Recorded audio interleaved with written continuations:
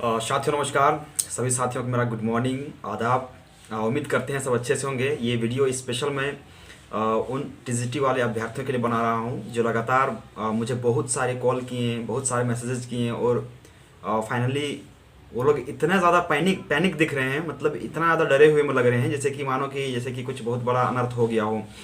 तो मैं उन सभी साथियों के लिए ये वीडियो बना दे रहा हूँ महज, और ये वीडियो आप सबको देखने की आवश्यकता है। इसलिए इस वीडियो के लास्ट में मैंने उस सुप्रीम कोर्ट में हियरिंग को भी मेंशन किया हुआ है, इसलिए वीडियो को पूरा अंत तक देखेंगे, आपको सब कुछ समझ में आ जाएगा। और इस वीडियो को देखने के बाद ही आपको स्पष्ट पता चलेगा कि आखिर हुआ क्या है।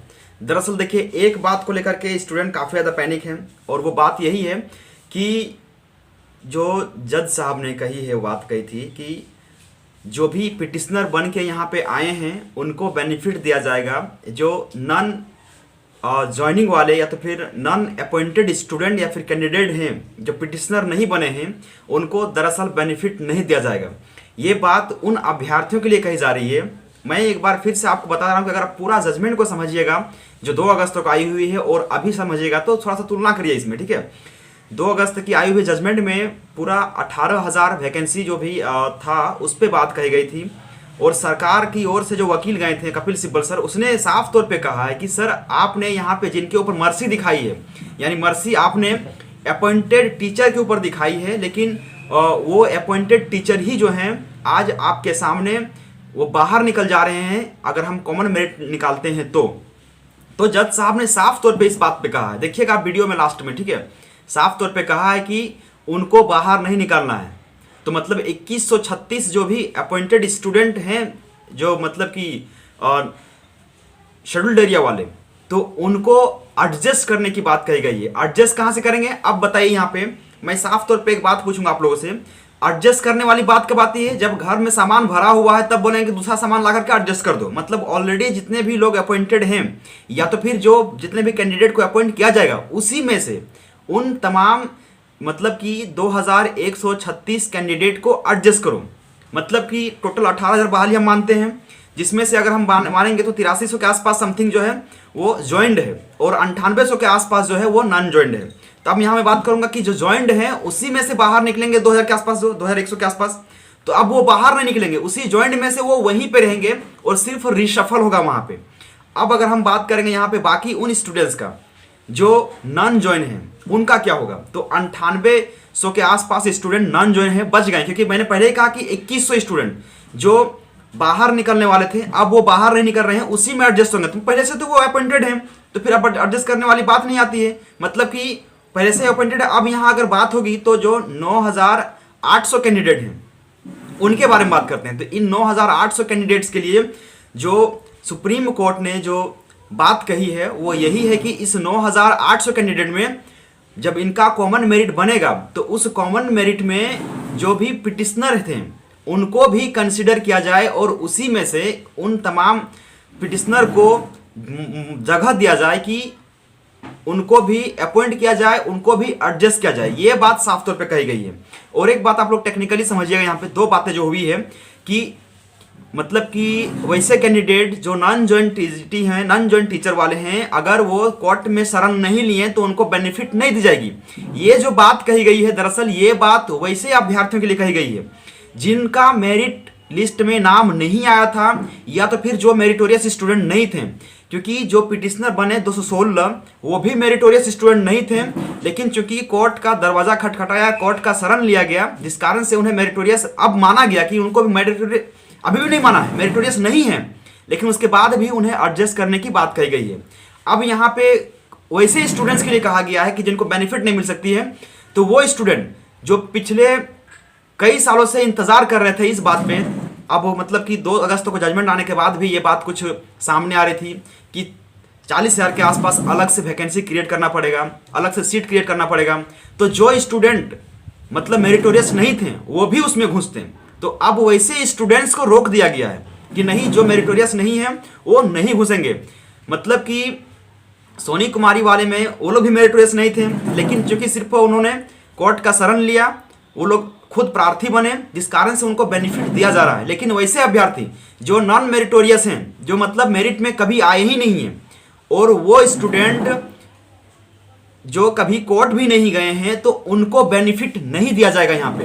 तो ये बातें कही गई, इसलिए मेरा आप लोगों से बार बार ये आग्रह होगा कि आप लोग थोड़ा सा जो पैनिक हो रहे हो बार बार ना कि नहीं ये दिक्कत है, ये होगा वो होगा, तो ये बिल्कुल कुछ नहीं है। इसलिए आप लोगों से मेरा बार बार आग्रह है कि इसके बाद आप लोग वीडियो को जरूर देखेगा अंत तक, क्योंकि अंत में मैंने सारी बातों को स्क्रीन रिकॉर्डिंग के माध्यम से दे दिया है आप लोग के सामने। वो ऐसी बातें हैं जो लगातार आप लोग सुन रहे थे कल से, और सुप्रीम कोर्ट में जज साहब ने भी क्या बात कही है, एमआर शाह और नागरत्नम जी ने जो बातें कही है, आप उनको ध्यान से सुनिएगा, आपको सब कुछ समझ में उसमें आ जाएगा। इसमें पैनिक होने वाली कोई बात नहीं है, डरने वाली कोई बात नहीं है। और अभी तक से जो भी स्टूडेंट हैं उनको लग रहा हो कि नहीं फिर अचानक से डीवी को क्यों रोक दिया गया है, तो देखिए डीवी को रोकने का एक दो कारण और भी हो सकते हैं। दो कारण मैंने जो जाना है, पहला तो कि 70 स्टूडेंट ऐसे हैं इस मतलब 216 पिटिशनर में से 70 स्टूडेंट ऐसे हैं जिनका हिस्ट्री सब्जेक्ट रहा है और हिस्ट्री का भी डीवी होने वाला था, इसलिए रोक दिया गया है कि साथ में ही उन लोगों का डीवी कराएंगे। और दूसरा कारण यह है कि 9 तारीख को यानी 9 दिसंबर के दिन में सुप्रीम कोर्ट में इन्हें मेरिट लिस्ट सौंपने की बात कही गई कि आप लोग सुप्रीम कोर्ट में मेरिट लिस्ट लेकर के आइएगा। तो इसीलिए आयोग अपना काम जो है मेरिट लिस्ट पे कर रही है। सुप्रीम कोर्ट में 9 तारीख को जो जाएगी उसके लिए वो अपना होमवर्क कर रही है, उसी के लिए वो तैयारी कर रही है। इसी कारण से डीवी को रोका गया होगा, बस यही चीज है, और किसी मतलब दूसरा कोई कारण नहीं। कुछ लोग बोलते हैं कि पेपर में जो आया हुआ है उसमें हमारे बारे में जिक्र ही नहीं किया गया है। अरे भाई जिक्र क्यों किया जाएगा आपके बारे में? सिंपल सा बता रहा है कि मेरिटोरियस स्टूडेंट के बारे में बात कहा जा रहा है, तो मेरिटोरियस स्टूडेंट को तो पहले से मेरिट में लाया गया है, लेकिन वैसे स्टूडेंट जो इस जजमेंट के बाद बाहर हो रहे थे, और बाहर कौन हो रहे थे, तो जॉइंट टीजीटी के 2136 लोग बाहर हो रहे थे, और इधर जो जितने भी स्टूडेंट जो मेरिटोरियस नहीं थे और कोर्ट का शरण लिए हुए थे, यानी 216 पिटिशनर्स थे जो ओरिजिनल पिटिशनर थे, और बाद में जो भी पिटिशनर थे उन लोगों को प्रभावित किया जा रहा था, उन लोगों को इस मतलब कि इस नियुक्ति से बाहर किया जा रहा था, इसीलिए उन लोगों के लिए स्पेशल जजमेंट दिया गया है। तो आपका तो मेरिट पहले से बना हुआ है, आप लोग डीवी भी करा रहे हो, ठीक है ना, तो फिर दिक्कत किस बात का है? ज्यादा टेंशन मत लीजिए, ठीक है ना। 9 तारीख को सब कुछ और भी स्पष्ट हो जाएगा, और जजमेंट को भी जब आएगा तो आपको सब कुछ समझ में भी आएगा। बाकी कुछ भी नहीं है, पैनिक होने वाले कोई बात नहीं, डरने वाला बिल्कुल कोई बात नहीं है। आप इस वीडियो को देखिएगा, मैंने वीडियो को ट्रांसलेट भी किया हुआ है, और आप लोग ट्रांसलेट नहीं किया, मैंने उसको टाइटल भी दिया हुआ है, तो आप लोग जरूर उसको देखिएगा, समझिएगा, वीडियो को पूरा अंत तक देखिए, आपको सब कुछ समझ में आएगा, A to Z समझ में आ जाएगा। इसलिए थोड़ा सा बारीक मुद्दा है, थोड़ा सा समय निकाल करके वीडियो को जरूर देखिएगा, आपको सब कुछ समझ में आएगा।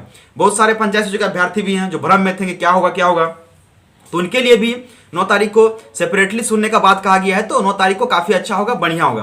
तो साथियों, मैं आप लोगों से आग्रह करूंगा कि वीडियो को अंत तक देखें। सभी साथियों को मेरा खत्यानी जोहार, जय हिंद, जोहार झारखंड साथियों, नमस्कार।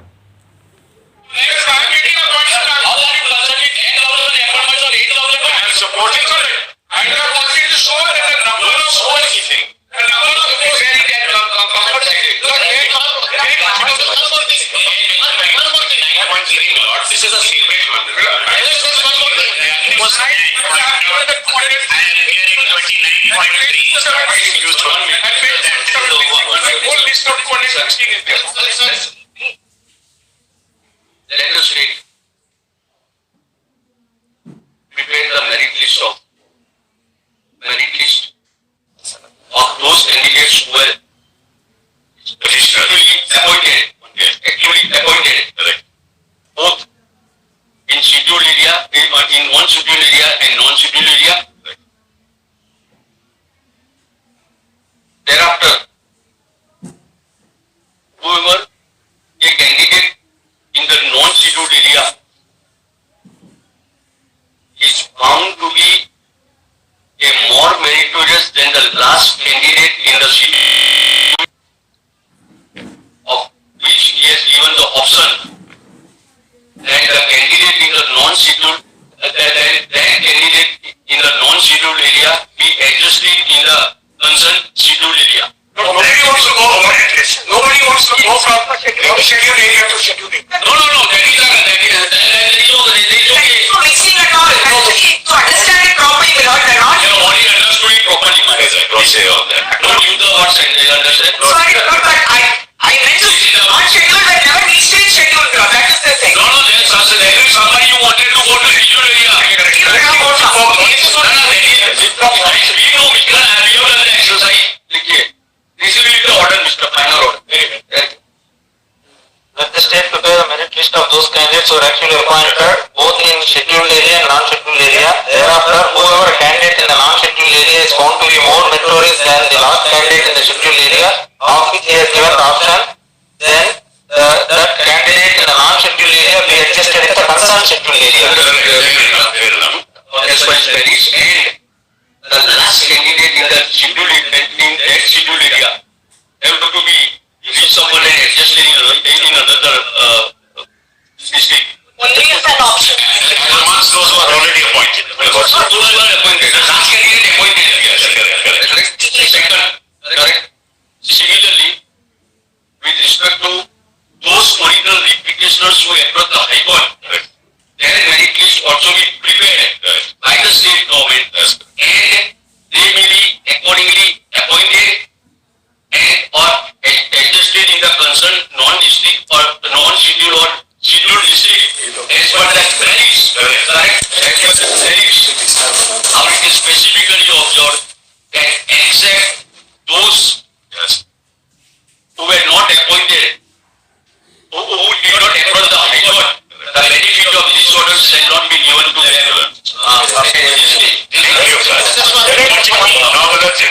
Conscious organization, I have given the list of the 260. Give it to us.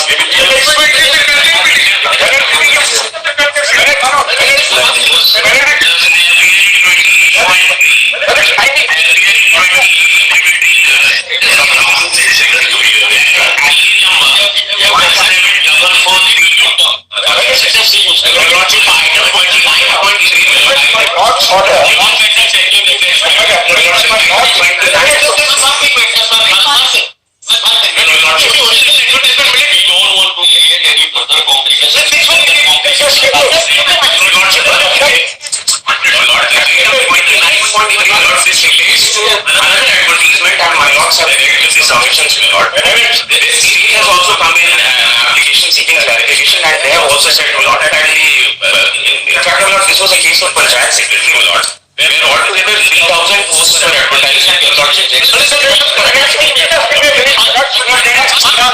are more vacancies. There are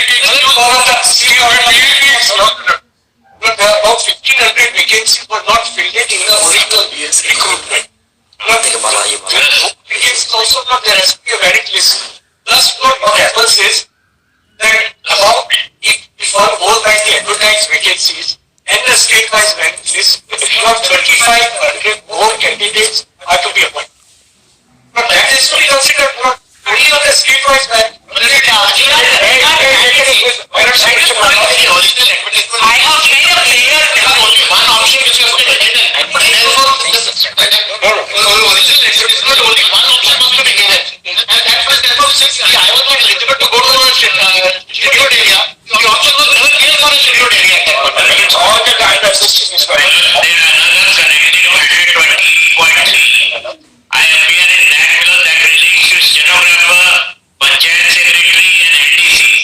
My lords have taken note of and a separate IA has been filed and para 2 and 107. If this is also to come up on Friday, the well good and clarify the situation. This has nothing to do with This extension side not item 30. But it's Friday, it's going to make us item 30. One prayer, Lord. Item 30. We are all elected candidates in non-scheduled age to be appointed, Lord. Can Item 30.